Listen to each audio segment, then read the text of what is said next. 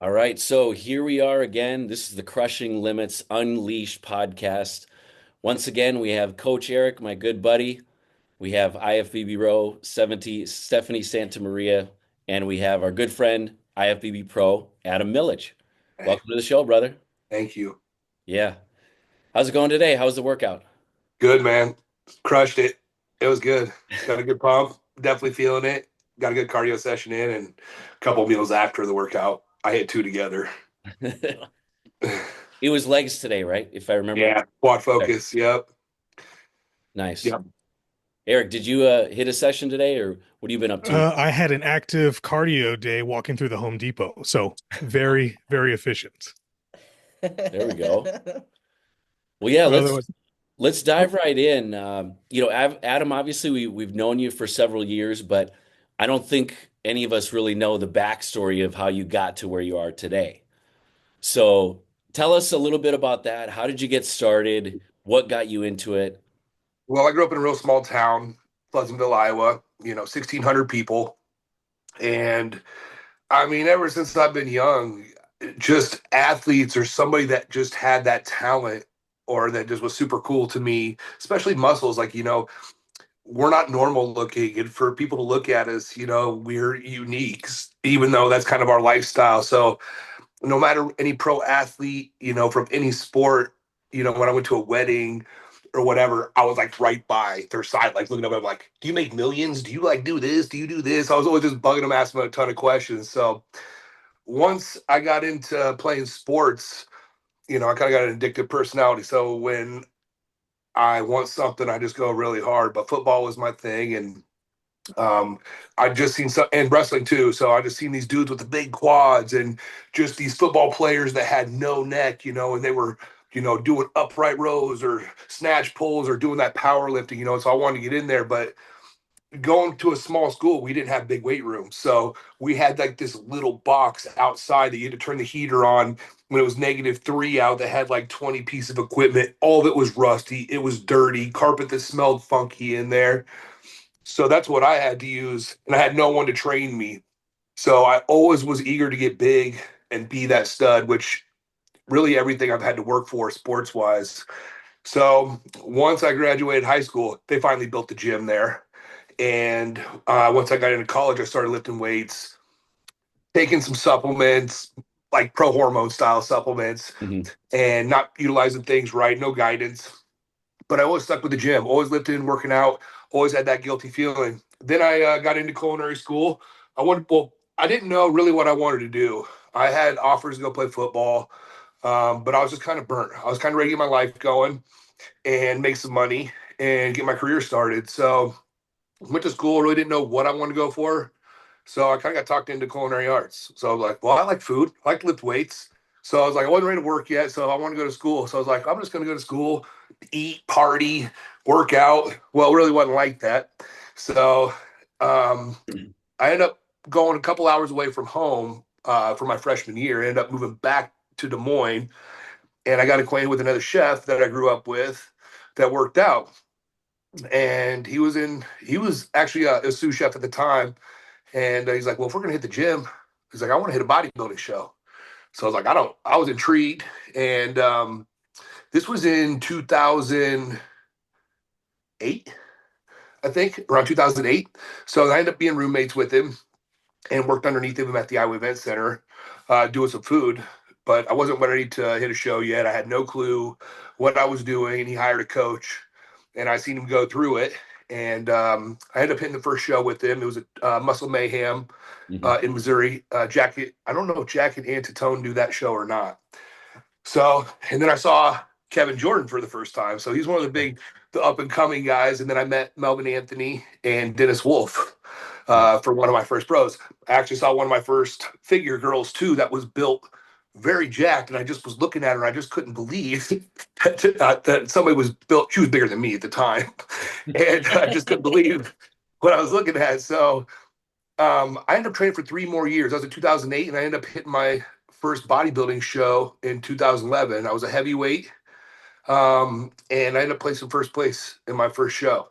Nice. So, yep. And that kind of made it or break me. So I was like, I didn't know if I wanted to go on because that first show make or breaks you. So I didn't know if I wanted to go on, but I was still hungry. And then I ended up hitting 2 more shows, 2012 and 2013.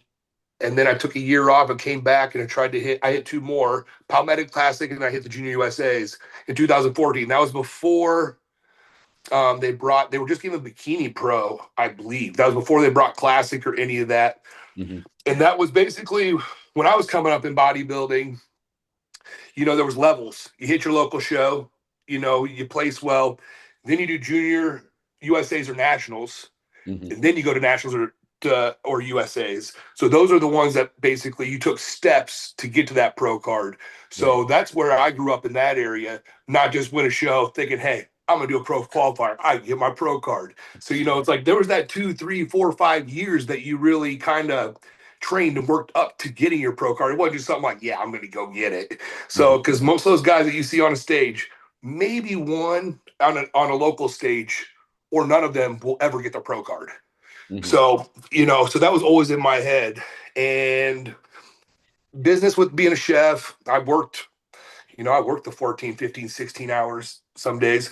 Then we go to the gym at like 7, 8 at night, then be done at 10 o'clock, then come home, eat my last meal, and then go to bed and repeat. I was a lot younger then. I was like around 25, 26.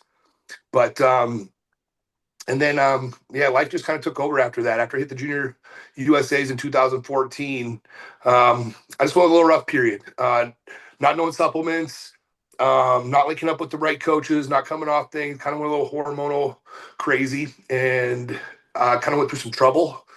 And I broke away from bodybuilding. I'm like, I'm not going to do this anymore. I don't think I was ever going to hit the stage. I got into the gym here and there, but not enough to be consistent enough to do any gains or keep myself looking good. So then I just kind of let work take over my life. I'm like, well, maybe bodybuilding isn't for me. Maybe the kitchen is. Even though food is my passion, that grind for the kitchen really isn't for me. I'm a work smart, not hard kind of guy. If you love that kind of grind, that's a really tough grind. So I ended up in 2000, I thought I wanted that grind. So I ended up working under a French chef in 2015. I'd never worked restaurants. I was always high volume catering. And I learned how to run restaurants top to bottom in 4.5 years. So I opened up my own restaurant, took over an existing restaurant. I couldn't just build anything from the ground up. Small people, true small business. So I took over an existing business in 2018. And after a year and a half, pandemic came through. We were making it. It was a local gym and staple of the Twin Cities. And unfortunately, with everything that went on and the guidelines that we had at the time, just it wasn't a win-win. So we had a win-win to walk away. So we did. But before I walked away, I got back into competing. The pandemic hit in 2020? Mm-hmm. Yeah.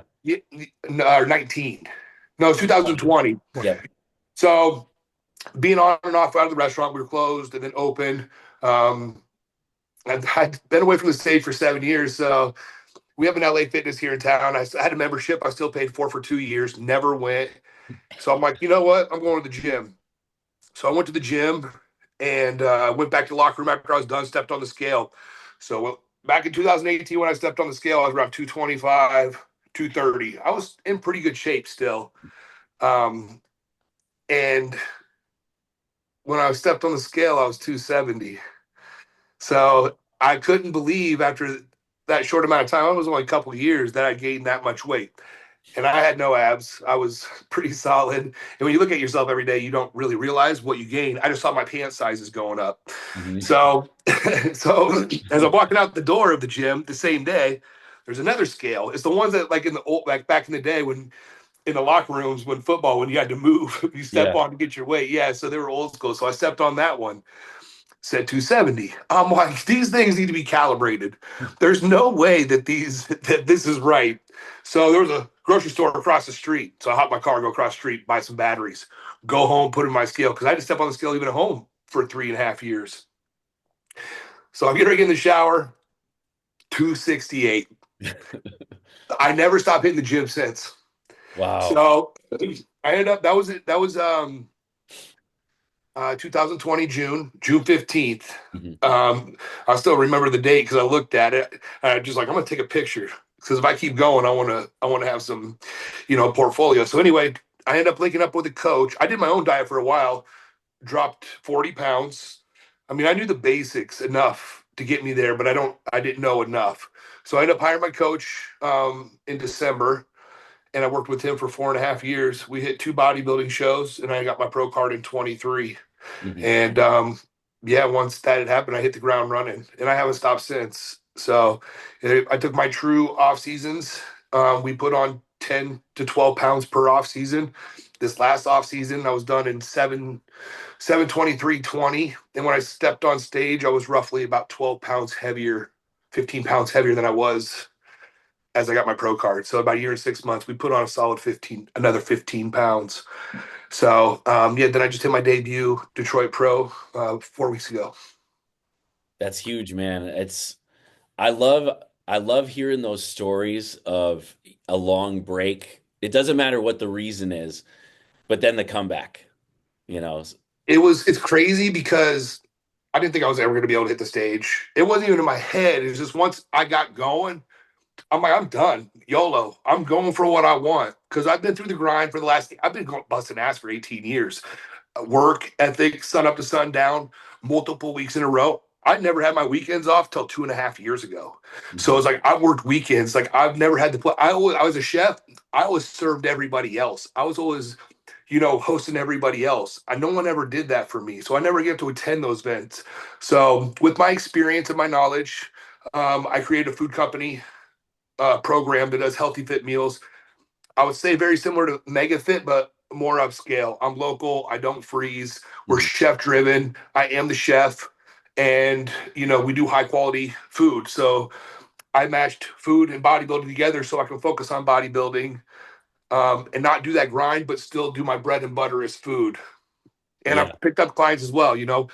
Going through the ins and outs this last 5 years, my body, working with other athletes, just really digging in and focusing on you know, what people are doing today. Even coaches like George Farah, or Chad Nichols, uh, Justin Jacoby, um, so many good coaches out there. You, Chris, it's like you're one of my influencers too, man. So it's like I see what you do and your drive and your passion for it. It's like that's what I want to do. So I picked up the bodybuilding now and I put the food together. So I hate to say it, but I feel like I'm kind of a macro genius. So it's like I can put a lot of food that's good for you, besides chicken and rice, which I know is that digestive friendly, but I can create those things for someone without having to have them think like, oh, I'm in prep. I got to eat the same shit every day. So it's like I can make things fun for people and do what I want. But really, the food is my side hustle, so I can compete. Yeah, and we can say firsthand that the food is outstanding. So Appreciate it. if you are local, make sure to contact Adam. We've already sent, clients your way, but yeah, Absolutely. it's great, man. I appreciate it. Yeah. Well, let's circle back a little bit. Yeah. I always like to ask people about their first show. Tell us a little bit about that. Was it easy? Was there any adjustments? Was there anything looking back now where you're like, what the hell was I doing? Yeah, absolutely. It's like each show you learn and Yeah. you do better. Sometimes it's not physically easier, but mentally you get stronger in your control. So I remember, going through 2, 3 weeks at a time, hitting the diet hard. Then everybody to their coach, "You think I'm gonna get a cheat meal this week?"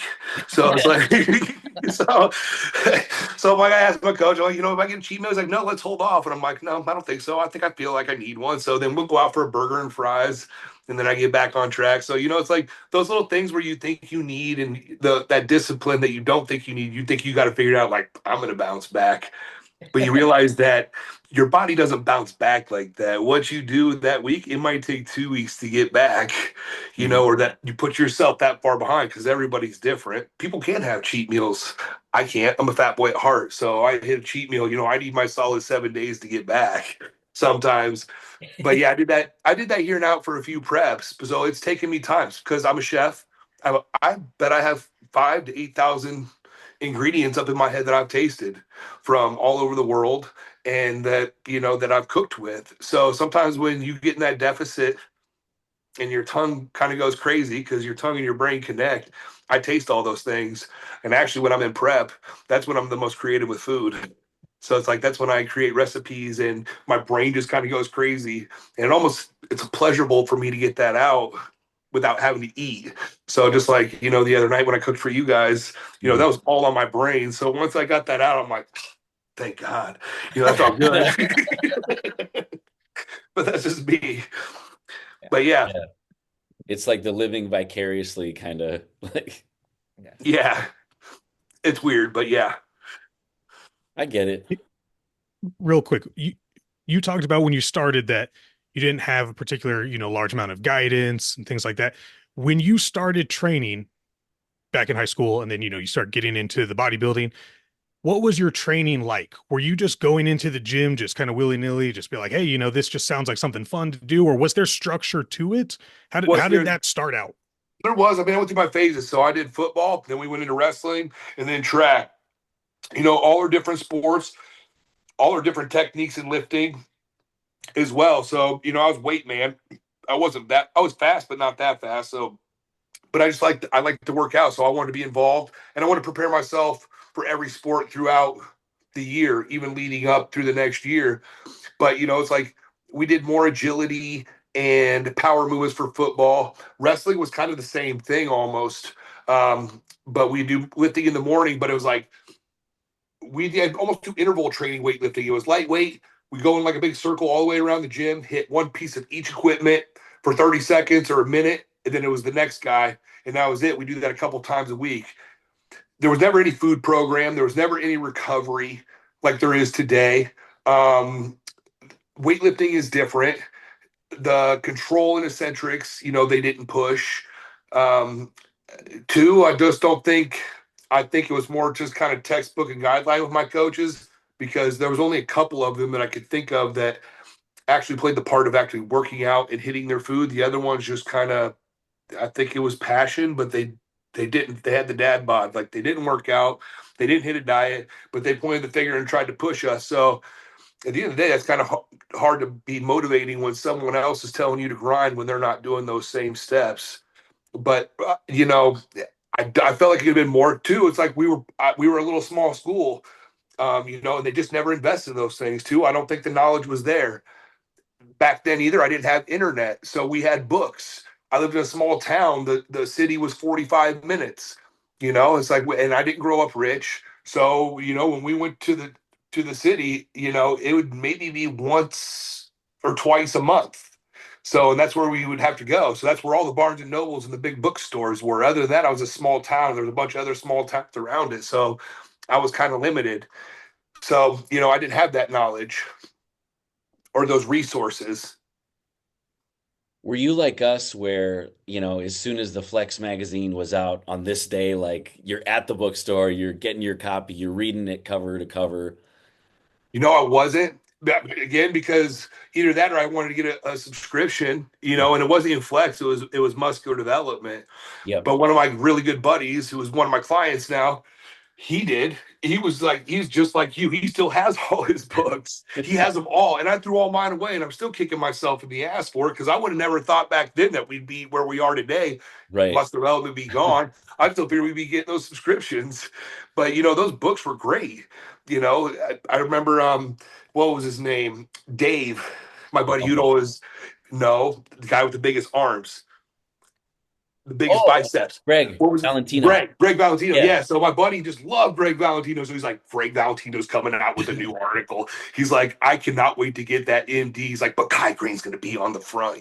So it's like, Yeah. and I saw Kai Green and like Evan Sinapani, Branch Warren, Victor Martinez, Phil, Ronnie, Rule, Melvin Anthony. Like that was my era, late 90s into the 2000s. And then really like into the like the early 2005, 6, 10. Mike Liberatore was one of my coaches at one time, after he Mhm. won junior nationals and then won this broke out the USA's. I don't ever see him on social media now, but he was one of my coaches at one time. So it was kind of cool to see him do that. And then he was one of my coaches. We haven't communicated in probably 10 years, but Hmm. um, and then Matt Berzicott was one of my coaches as well. And he worked with a lot of good coaches too. I think he worked with He was under Meadows. Jansen. No, even before that, he might have trained with Jansen, but even before that, I mean, when I met Matt, my old coach, I mean, he was working with Chad Nichols right when Ronnie was maybe won his last Olympia. Then I think he maybe went to George Farah. Then he was with Tony Fredericks the third, which got his pro card. I believe he's sponsored still by First Forum. And then he ended up going to John Meadows. Hmm. So then he broke away from bodybuilding. Then he connected with Matt Jansen, and then Matt hit his last show in 21. Then he retired. Yep, yep. So yeah, sorry, I got off track a little bit. No, that's okay. It happens. That was fun. Yeah. That was total memory lane. I haven't heard Michael Liberatore in years. Yeah, so it's like those are the guys I kind of watch, but those guys also, not to get off track, it took those levels of local show, junior nationals, national stage, pro card. So it's like that's the way I grew up, in bodybuilding, and those are the levels I took. So those kind of levels I took as well, get my pro card this time. But yeah, I've got a guy on my team, and he introduces himself as a professional chef. And when I write out the nutrition for these guys, for the most part, I only have two guys I'll give macros to. The rest of them, they get designated meal plans. And I never thought about it until I saw it from his point of view. He goes, "You're basically giving me a recipe and I can make it however I want." And I'm always thinking about everything being individualized. You got this chicken, you've got this rice, whatever it may be. And he was like, "Bro, when you put polenta in there," he was like, "I made chicken polenta." And he talked about everything that he added on top, and he made it sound so gourmet. Do you do stuff like that too, or do you keep it that's like the relatively? meal program I do. So I base the meal program off lifestyle clients. Yeah. So somebody that can get a meal that's digestive friendly, the perfect size. So it's 4 ounces of protein, 35 to 40 grams of carbs, 30 grams or 10 to 15 or 15 to 30 grams of fat. So usually it's restaurant quality. I do all across the board: Thai, Asian, Laos, French, Italian, uh, Latin, whatever you name it, Italian, yeah, whatever you name, I do. But I basically use quality ingredients that are digestive friendly. Instead of using a whole wheat linguine noodle, I might use a rice linguine noodle. So, and then just portion it out everything by the sauces or the fats. When I think, it's like, it depends what they're doing as a chef. If they're competing, I think some of these things need to be a little more strict. What's on paper needs to stay on paper. That's what you give. But off season, if you give a chef some of those things, like, hey, you get polenta in this, but it's like, okay, well, make sure you don't add polenta and butter are like nut and bolt. They go hand in hand. Also with cheese, so it's like, make sure we're not adding like 32 grams of cheese on there and maybe like 15 grams of butter, just to make it taste a little better. Add something else. But yeah, I make all my meals pretty gourmet, as tasteful as possible. Get for the most part, this prep, I would say I haven't. I've been locked in. It's really been no sauces.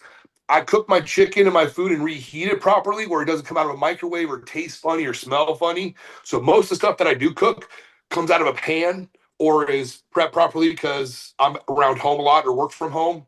Mm-hmm. So I have that ability. If you're cooking out of a microwave, I suggest not cooking in plastic. Glass, I think plastic's toxic. So once it gets heated to a certain point, I don't think it's good. And it also absorbs things. So if it's absorbing things, it's probably getting in your food. So I try not to heat in plastic as much as possible. I try to heat in glass. But I get to cook my food as clean as possible and tasty as possible, but I don't add any extra calories to it. I'm pretty much to the T, so we get shred as possible. Step on stage. Off season, a little different story. I get a little more creative.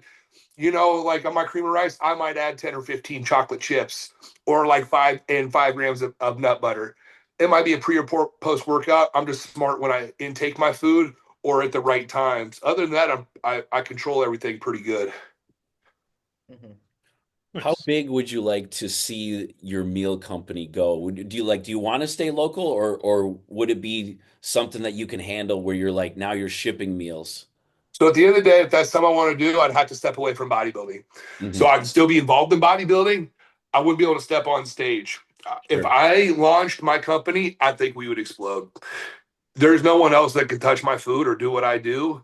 Yeah. But for me to do that, I'd have to have full focus. There's systems in place, plus the money. When you do something like that, that's your life. That's your job. So usually you eat, breathe, and sleep that. But I do that maybe part time, less than part time a week. Hmm. Literally, just my side hustle does me well enough where I can step on stage. I'm not a sponsored athlete. I do everything myself, and it's quite costly. So I do enough what I can just to focus on the stage. So eventually, it can all come back in return.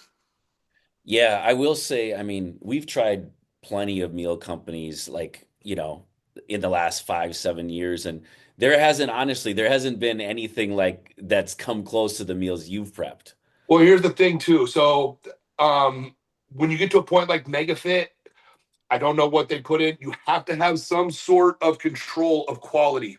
So Hmm. it either has to come frozen and shipped or some sort of preservative to keep it fresh Hmm. long enough to get to you for that shelf life. I like being local because I don't have to do any of that. Yeah. And it's like, it's a better quality product. If I have to get to a point where I'm shipping out, it's just going to cost money, the packaging, because it has to have styrofoam, it has to have insulation, you have to have ice packs, you have to have the box, then you have to have pay for shipping. You can partner with FedEx or USPS or Priority, whatever. You can ship from home, but at the end of the day, somebody's going to pay 20, 25 bucks for that box, plus another 15 bucks in shipping, plus another 20 bucks in taxes, plus another 150 bucks on top of their order. So Yeah. because I wouldn't soak up those costs or take a hit just so I can give somebody money, because at the end of the day, that's when you just start going down. I like being local because it's a better product, and I'm more true to it. It's what I do. Once you have to change that product, you know that's not true, and ship it to somebody else, then you get a different profile or a different texture or a different taste. It's not the same. Like a Right. frozen pizza. Yeah. Yeah. Yeah. Hey man, there's nothing wrong with some frozen pizza. They even No, made a I'm rap song I'm not about it. discriminating. I'm not discriminating. I So, love Jack's. I love Jack's pizza. Those are the best frozen They're pizzas. so good. And Haggis is local.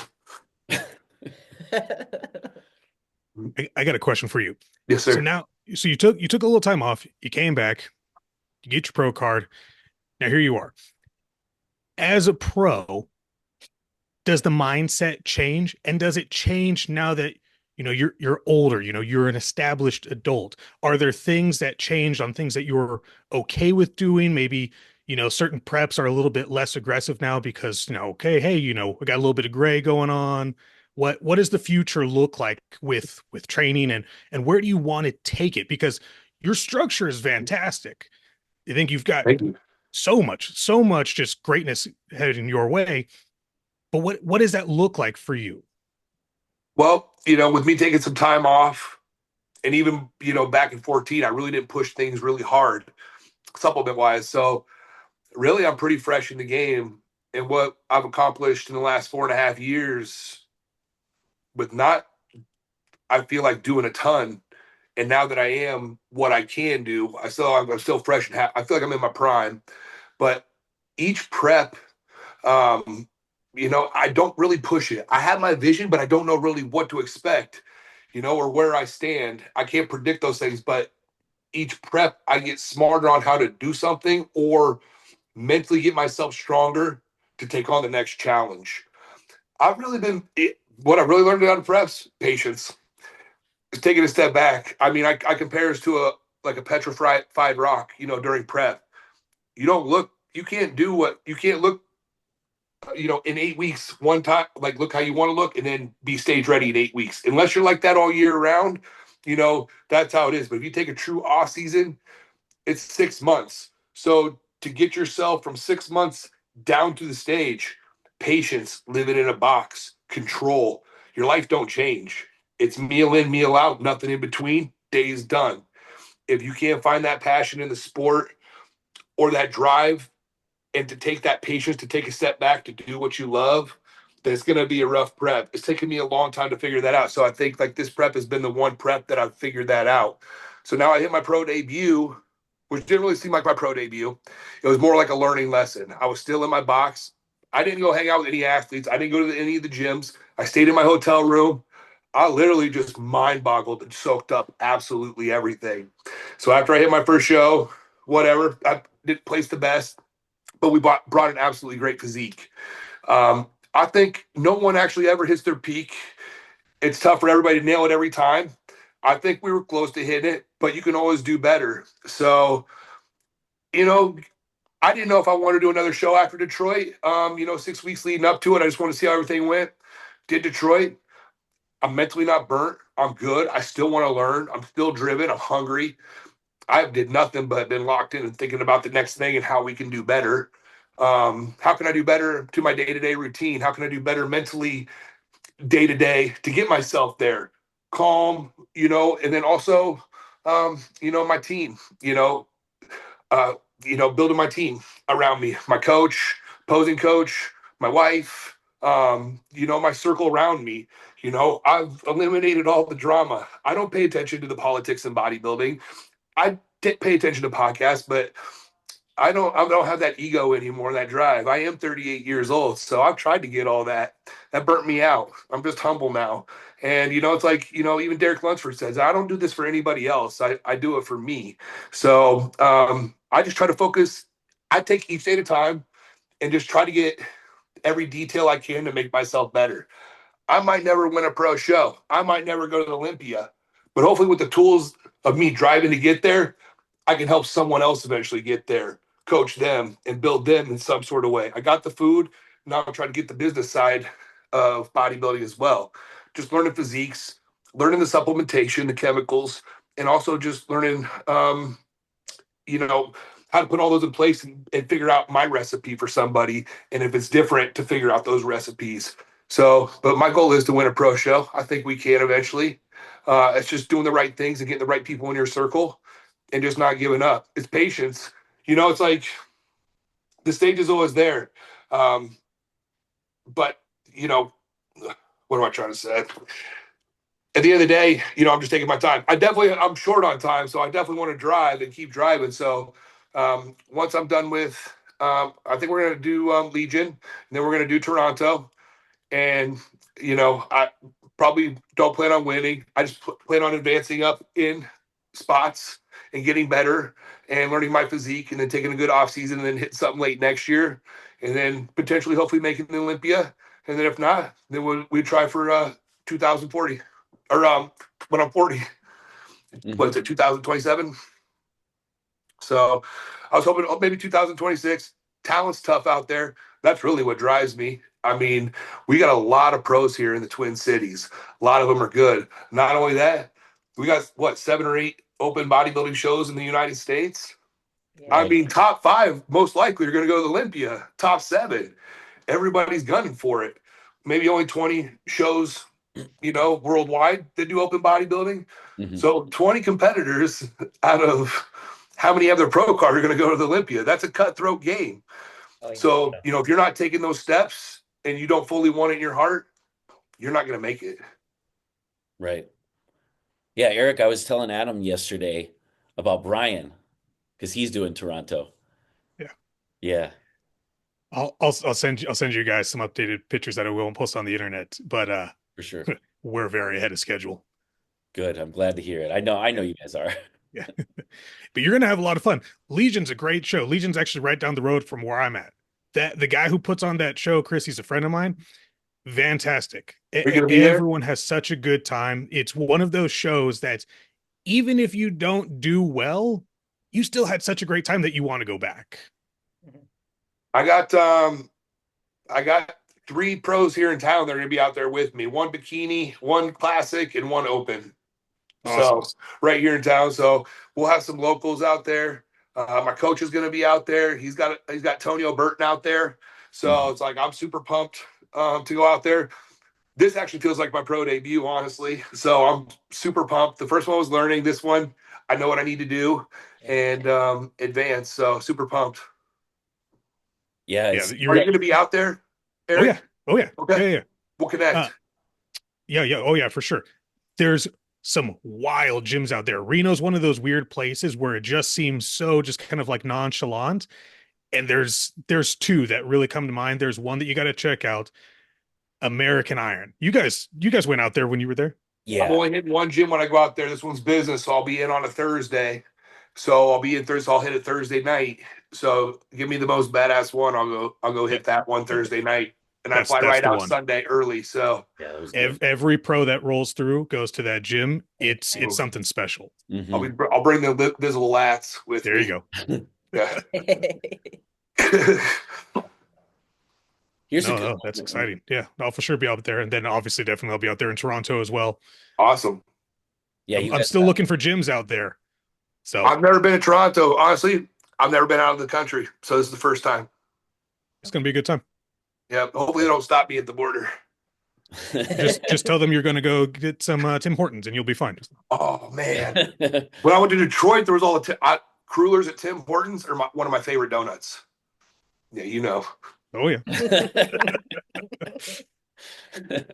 man, I feel like I got fat shamed there. Man, this face is getting lost, dude. I'm gonna be like this in like 3 months. I'm retired, so I'm allowed. So guess what? We got this covered up. I don't know. Maybe I'm not retired. We keep tossing it back and forth. Retired what? Competitive athlete. Maybe I'll take a break from coaching No all the matter pros when and we're I'll retired or actually not, step on it's stage. always up here. Maybe we might come back. Dude, we can't never let it go. I have my shows planned. If I'm really going to do it and I'm going to push my body past its limits, I know exactly what I want to do. So maybe after the baby's born, I'll have a little bit of downtime. Oh wow! Congrats on that. I couldn't even imagine. Yeah, having a family competing. So I have 5 dogs, so it's like I feel like I have a family, and we're going through it too. I got 5 little ones, so I couldn't imagine. The dogs need love too. We got 2 dogs. We got an 11-year-old. We got another baby that's due first week of September. So I'm about ready to start getting diapers for the dogs. I'll tell you that. I've been there. We had the girl dog before we got her fixed. You got to put the diapers on. Yeah. So, Oh, yeah. man. Yeah. We got a female too. Yeah, she's gonna have to get fixed. So. Oh, that's exciting. Yeah, Adam, I got a good question for you. So, what's something that bodybuilding has given to you, and what's something that's taken, it's taken away something, whether it's, maybe it's football, maybe it's wrestling.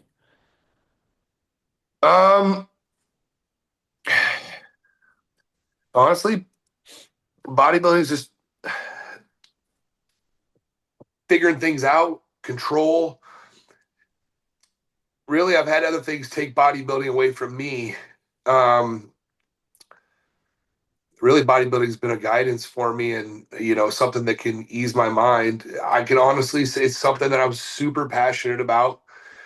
That besides the stage, just like getting in the gym and just releasing, those endorphins and just getting that pump. Like some days I don't even want to go, but when I walk out, I'm like, man, I'm so glad I went. Mm-hmm. So it's like, and two, it's just not even bodybuilding. I just like looking good. I have been obese even in high school, young junior high. I went through puberty. People used to call me chunk, because I was a big kid. It was just disrespectful, and they would haze me. And I remember, when I was coming up to wrestling my freshman year, I'm like, I'm getting abs. I'm going to show these guys, and I got some of the best abs in the game right now. So it's like, that's the only thing, though, because that's all I worked on. But anyway, so just, and being healthy, doing the right things, for my skin. I feel like we're a car. You can buy a brand new car, but if you don't do anything to it, you drive for 20 years, it's going to look beat up. Change the tires, the brakes, whatever, wash it, the dents in it. So I feel like, us as we get older and, we grow, we get those dents. We got to replace them. Our joints get they hurt. So it's like, we got to fix that, so plant-based supplements, nothing, we just got to take care of ourselves. So that's important to me, I've really stepped away from preservatives, pesticides. I'm more organic. I'm one of the cheapest guys in the world. I'd buy something over $1 if it was unhealthy rather than something that was for and healthy. Now I'm buying something that's for that's healthy rather than buying something that's not. So also that, it's like my perception on food quality, that's completely turned around as well because of bodybuilding. Two, with other athletes and their health conditions that they have and what they can and can't have. So it's like that's huge in today's world. A lot of people have things that they can't eat. So what can they eat that doesn't have something bad in it? So, me trying to figure that out too as a chef and a coach is really put into bird's eye view of how important food is in the gym. So the gym to me is something like my football or something that's competitive. I'm just passionate about it and I like that challenge. So when I'm in the gym, I've always liked that challenge. So when I'm in the gym, I just push as hard as I absolutely can. So until I can't bodybuild, I'd still push as hard as I can, but that's what bodybuilding brings me. Yeah. Yeah, that's great, man. Shifting back to, we talked about this with Felix several weeks ago, and you might have touched a little bit on it. So, how would you define success, like your success in bodybuilding? Like when we were talking with Felix, obviously there's one Mr. Olympia, right? And there's not many. So, how would you define your success in bodybuilding? My success that I progressed every year. I can't say my success against other athletes until I can be judged, be put next to someone that has been on that high level. Um, Really, I mean, for me, it's just a personal goal. Going in there and working hard as I can and knowing that mentally I can push every last rep and know that when I walk out of the gym, I did what I needed to do. Sometimes you can always push harder. Sometimes it's nice to have a workout partner or someone else push you to get there that much quicker. I don't compare myself to any other athlete whatsoever or think I'm better than anybody. I have not proven myself, but those athletes are helping me be more successful to get where I need to be. So to make better decisions year in, year out, if that's coaching, training, getting a trainer, a dietitian. I know that I know a lot of food, but that doesn't mean I know everything. So I'm willing to, if I'm willing to take those steps, if I need to be the best. Can I think anybody can be the best that they want. It's all here and what you're willing to do. Honestly, if you want it here, anybody can. So I think sky's the limit.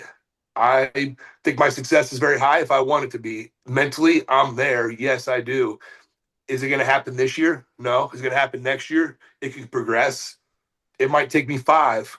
For a bodybuilder to actually do successful, it takes 5 to 10 years for you to gain that mass.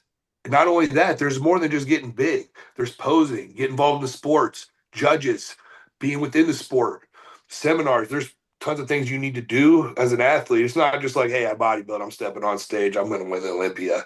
You have to pour into it too. So there's definitely a lot of levels for success in bodybuilding. For you, I think it's just, for me, I'm just saying in general, it's personal. So for you to be successful, my success, I don't feel like I've been successful. I've been successful as my personal gains of getting better to hopefully be successful, but I'm not. It's taken me a long time to figure out little things to train myself to get there. So hopefully in this next couple of years, my success will show. Yeah, I think that's a great way to go about it, man. So yeah, but I'm humble. I'm excited. And I'm just, the people I've met and the support I've had in the sport, way even different than the restaurant industry. I didn't have that support. I didn't collab with people like that, like I do in bodybuilding, and I didn't have relationships like I did in the restaurant, like I do bodybuilding. So I'm very blessed for my transition. I feel like that's a success for me because I'm truly happy and I feel like I found my purpose. Yeah, Great. I mean, you can't really beat that. For real. Yeah. Yeah. How about the sport itself, like bodybuilding? Like where do you see it in 5 to 10 years? Do you think it's getting better? Do you think it's getting worse? I mean, Well, what do it you seems think? to me that, Tyler and Jim are making progress, more money to the athletes. Mhm. I mean, bodybuilding is bodybuilding. Bodybuilding to me is open bodybuilding. We don't go to a rodeo to see people tie up calves. We go to see a bull rider. So, so Yeah. it has progressed. They want more athletes. They're pushing the talent. They're like saying, "Hey, you want that money? You get bigger and bit better." So I feel like they're pushing it, and doing different shows, popping up, different promoters. I mean, look at the prize money between Arnold, Pittsburgh, Olympia's going up. So they're like saying, "Hey, it's getting better, like more like the NFL. Like, it used to be a pro sport that was very low paying, even as a sponsorship. It's tough to get those sponsorships or those payments to be a full sponsored athlete just to bodybuild. So, to prove yourself, I think it helps athletes to get better, to help prove themselves. So there's more doors to open for money. Hmm. What do you So, think about so like in '03, like I was at the press conference for the Olympia, and this is where, like Sean Ray and Lee Priest, they were very outspoken about not only increasing the prize money, but they actually petitioned that year, especially Lee Priest, to get every single person paid. So like out of the top 10, it was like 11 down, 11 through 20, they got paid $2,000, right? Everyone here on this pod knows that that's really not a huge dent in the prep, but it's at least something. right.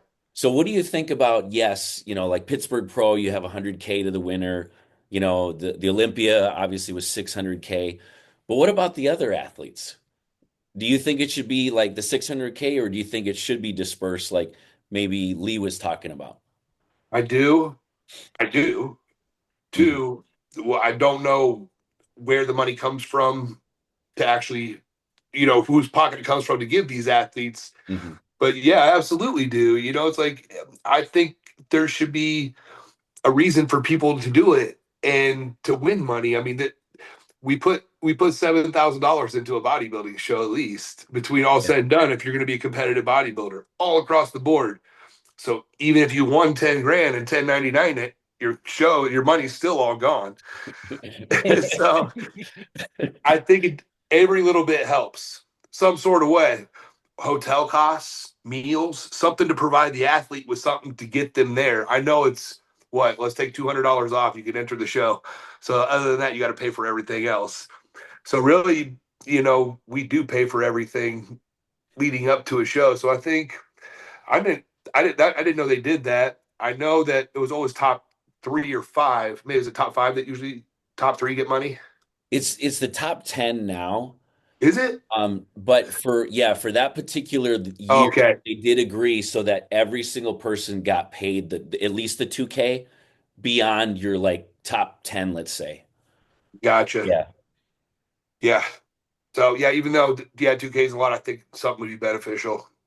Right, right. It'd be nice, Yeah. like you said, it would be nice if it's like, okay, you have the top 20 guys in the sport in open, and it's like you should be guaranteed 10 at the very least. Even for number 20, you finish 20th, hey, at least your prep's covered. Maybe. Maybe. I mean, my preps are expensive, so I know what I know what I spend for prep and food each week. So I mean, if you're doing a half a year prep, that's $7,000 to $10,000. Hmm. Mhm. That's with travel costs, everything, depending where you're doing the show. So it is expensive, but most of these sponsored athletes, they get that all paid for. But for somebody just to do that for like, even though they're a pro, like me, I pay for all that out of my own pocket. Hmm. So everything, I think it'd be more beneficial. Could be give somebody more driven to do it or to do better or to drive to do better rather than being like, well, I'm going to spend 10 grand. I might win. I don't know. So yeah, I agree. Yeah. But I think more money is coming in the sport. I think they're trying to find ways. I feel like in the last 2 years, Tyler and Jim have done a great job of expanding things and trying to promote to get more money. Top 3 only get to come back to the Olympia. So they made it there. So they're making those athletes work for it. So, but they're also raising the money. I mean, Pittsburgh Pros 25. I think they need to raise Tampa and Texas to 25 Hmm. as well. Most of the shows are, you don't really see $10,000 anymore on some of these shows. That's the old money. Plus inflation, they might as well. Right, right. What would you say is the biggest myth in bodybuilding?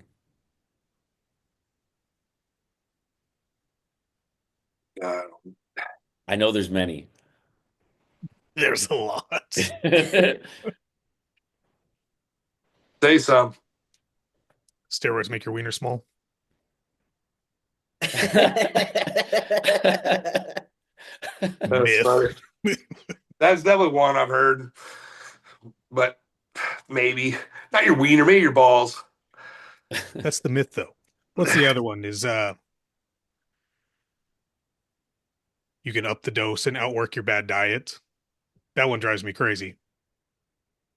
See, I'm on a healthy standpoint. I don't ever push anything like that, so I don't think like that. But not true.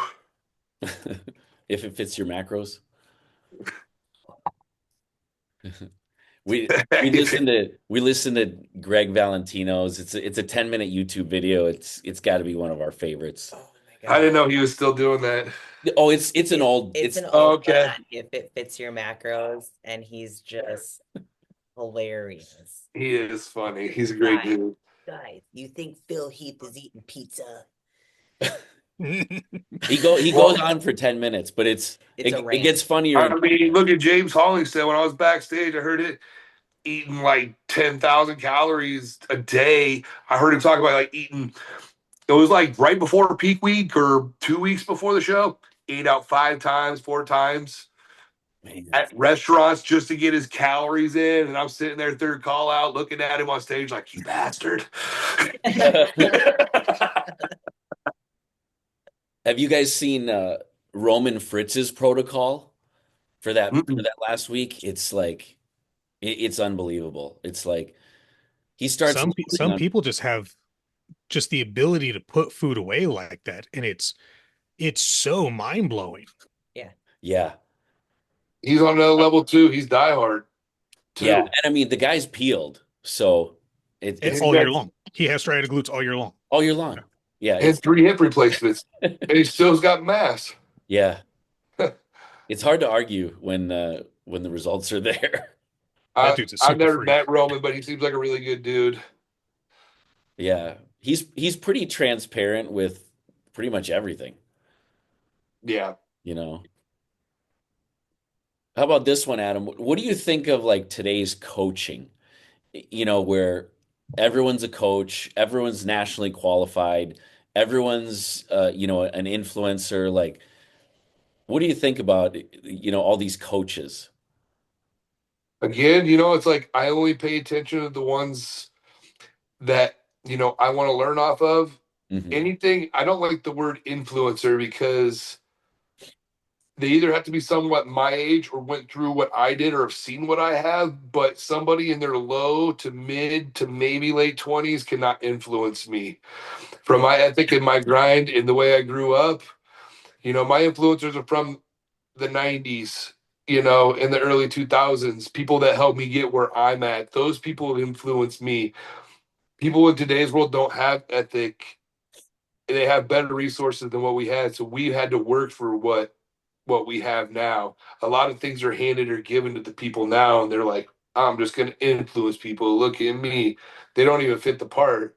Hmm. But really, the coaches today, there is a lot. It's like athletes that hit their first local show. I'm like, I'm getting my pro card.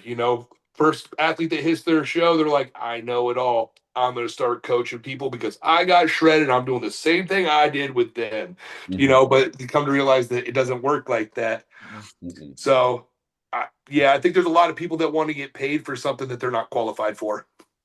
Yeah, But I don't follow those people. I follow everybody who I want to be like or that I want to pay attention to learn from. Other than that, I mute everything else for the most part.